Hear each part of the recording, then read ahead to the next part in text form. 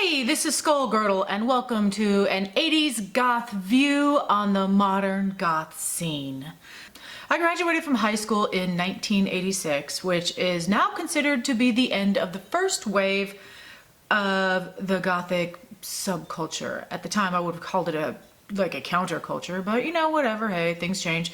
I believe that we actually do qualify as a subculture because of some of the running themes of how we think and what we find beautiful and attractive.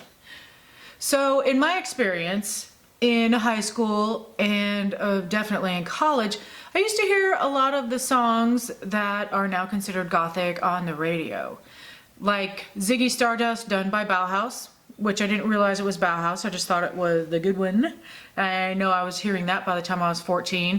In 1983, The Hunger came out, which played Bela Lugosi's Dead, which we should all know by now came out in 1979 and is considered to be a pivotal song, fully recognized as gothic music. In high school, we did have a small group of goth kids, but due to an incident with the ringleaders, I guess you could call him, Dad, hitting on me grossly in a bar, I was too embarrassed to talk to any of those kids. Just fucking embarrassed. I would not talk to them. Plus, they're, you know, standoffish and mean because they're teenagers. So even though I came to really like a lot of music that would have been called underground at the time, not alternative, oh, alternative, no, it was called underground. I didn't really have anyone to hang out with. I mean, there was a radio show I used to listen to pretty much religiously on some late night, like after 10 o'clock. And that was where I first heard The Glove, which is a side project of Robert Smith. And Blue Sunshine is one of my all-time favorite albums. I love it, I love it, I love it. I don't care if it really qualifies as goth. Don't care. Love it anyway. But you know, so I had some kind of exposure. So the music that a lot of people call alternative, gothic, trad goth, because I guess I would be classified as a trad goth. I mean, I guess because I like a lot of that 80s shit because I grew up with it. But that was pop music. Not all of it. Not all of it. I mean, Cinema Strange was not pop music, okay? I mean, pretty easily. And The Sisters of Mercy was not exactly popular pop music, but a lot of these songs actually made it onto the charts. So to give a little background, you know, we had punk music was like the people who wouldn't give it up. And goth music was not really called goth music, it was called gothic by some. And underground by others, etc., etc., etc. It didn't come to be really commonly called goth until the 90s, which was a whole different kind of thing and happened after everybody thought goth was dead. And when I first saw it, I thought it was just fashion. I had no fucking idea. Because of how I listened to music, I had no references for literature or art or any of that kind of stuff. I mean, you know, Giger's kind of obvious, but I had CDs and tapes or radio play, but CDs and tapes made by my friend Doug. Thanks, Doug. You have the best music taste of anyone I know. And they didn't always have labels. They certainly did not have pictures on them because they were copies. So I didn't get to see what most things looked like. I didn't get to read liner notes. I was kind of trapped in Denton, north of a big city. I didn't have any friends who were interested in this stuff, except actually my friend Doug, who dragged me to a Ministry concert and helped me discover KMFDM, so thanks again. But, okay, he didn't drag me. That was rude. Because it was in pop, everybody liked something that is now considered gothic. I mean, I guess our parents may have hated that shit, but by 1986, Susie and the Banshees was a household name. It wasn't like, oh, you gotta know, it's word of mouth only. No!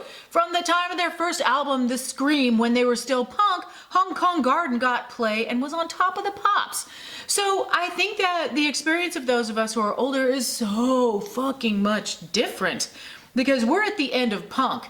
And you know, punk became proto-goth, post-punk, whatever you want to call, and it kind of branched off into death rock and to gothic rock. And death rock, that shit is hilarious. If you don't listen to it, give it a shot because it's got such a great sense of humor to it and it's so much fun.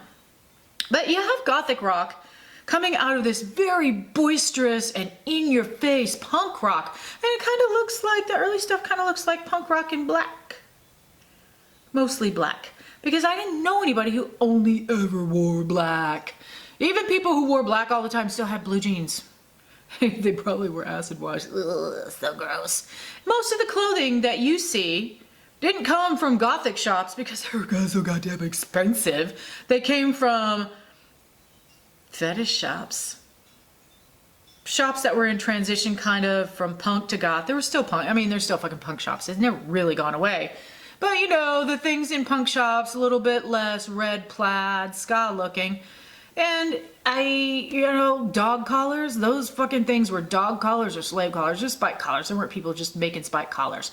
So, you know, it kind of spawns all this DIY. Now, because my teenage years were in the 80s, I think that my expectations for originality are higher. And that could be part of just being surrounded by so many different musical things happening. I mean, you had gothic, you had the end of punk, you had the new romantics, which is Duran Duran, ABC, and Culture Club, my love and adoration forever for Culture Club. You had rap music was just starting to be more popular. You had the super groups, which is, you know, kind of what we think of 70s, 80s. So it was concurrent with Journey still in the early 80s, and through some of the stuff that I don't know if I've still forgiven them for, but you know, that's a totally different story. U2 was popular, and you know how they had that kind of punk sound in the early 80s. I mean, this is before Achtung Baby, where I've decided they died after that. But a lot of things were happening in music, and it was so original. I mean, fucking A, you have Susie and the Banshees, you have The Damned with Dave Vanian, and they got some small airplay, and then you have Boy George, and they look so different, but they're all kind of an extreme fashion. And personally, I love extreme looks. I love them. I think they're great. I fucking love DeAntwoord, so I love extreme stuff. But one thing I'm seeing now is there are a plethora of gothic shops, online shops, you know, places where you can go and buy stuff. But they all kind of look the same. It's like, it's not like I'm seeing where everybody has this one dress because it's this kick-ass dress. And yes, guys, you can wear dresses too. But when you go to each shop, it is the same fucking thing. I'm not seeing much originality in the fashion. I think it's great that we have this fashion and it is readily available. I'm concerned about this what looks like cookie cutter fashion. I mean, not everybody's gonna DIY. That's bullshit to think you have to DIY. Oh, cult of DIY, that's the only way to do it right. But we're not really being offered many things that are truly different. And I'd like to see more of that. I'd like to see people really reaching and putting together their look in very artistic ways, because that's part of it, is that your look is kind of like artistic. And that brings me to, if you want to copy the 80s style, the jean jackets and the leather jackets. And I know I've said this 50 times, but get a fucking jacket, paint your favorite band logo on the back and roll. And then start putting shit all over it. I guess patch jackets are a big thing. I don't fucking know. I don't have one. I don't want one.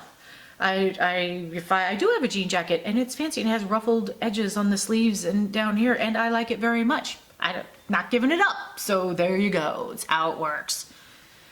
Shoe hauls are a symptom of the massive consumerism, and it's just fucking crazy.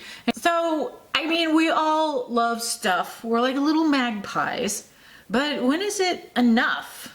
I just click right past a shoe haul. I don't give a shit. I see a lot of perfect makeup. So perfect. Don't apologize for your fucking makeup unless you're a goddamn makeup artist. There's a couple out there, you know, Drac Makins, Riri Phillips.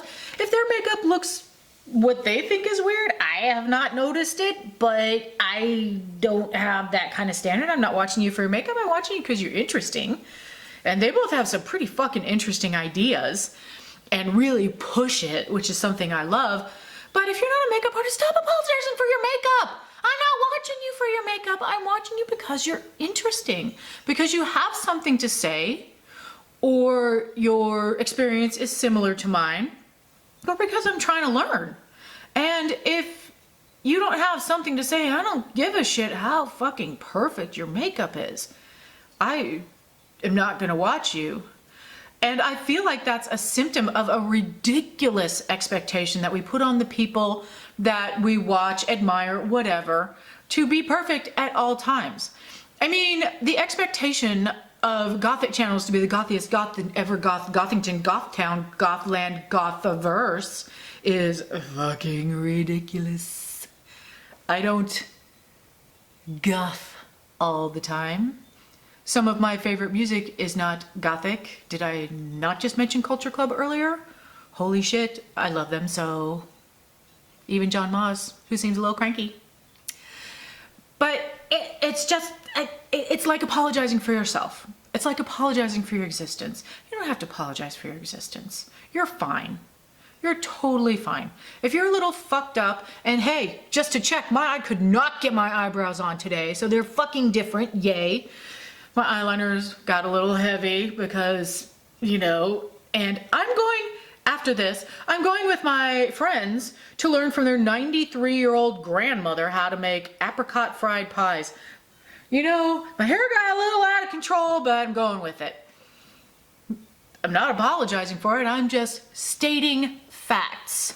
You can like it or not. If you don't, please see yourself away. If you feel the need to troll me because you think my makeup's not perfect, then you're missing out on some other thing that you might like while you waste your time telling me how shitty I am, because I'm gonna delete it. So hey, relax. Be yourself. Do the things you like. If you like the things that have all the Ouija board shit all over them, I mean, I love Ouija board periphery, I guess. I can't have a Ouija board in my house. I am that fucking superstitious and I can't deal. I can have 4 million planchettes, but now I see them everywhere, so I don't want them. But if you want those things, then go ahead and get them. If you want to look a certain way, just do it. But don't apologize for it. Don't expect anyone else to give you the acceptance for the way you look and aim your life at being perfect for other people. That's a long road to pain that you just don't need.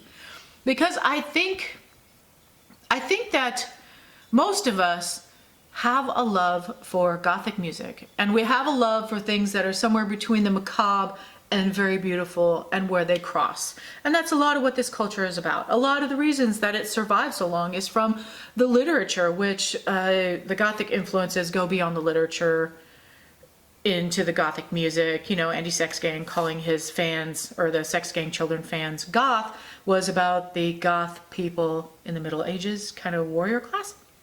Not Gothic architecture or literature, but you know, hey, we're all good. So just relax, be yourself, get in people's face. While I say that you can diffuse a lot of situations by being polite, don't be pleasing all the time. Please your fucking self. And hey, thanks for watching. And once again, in your face!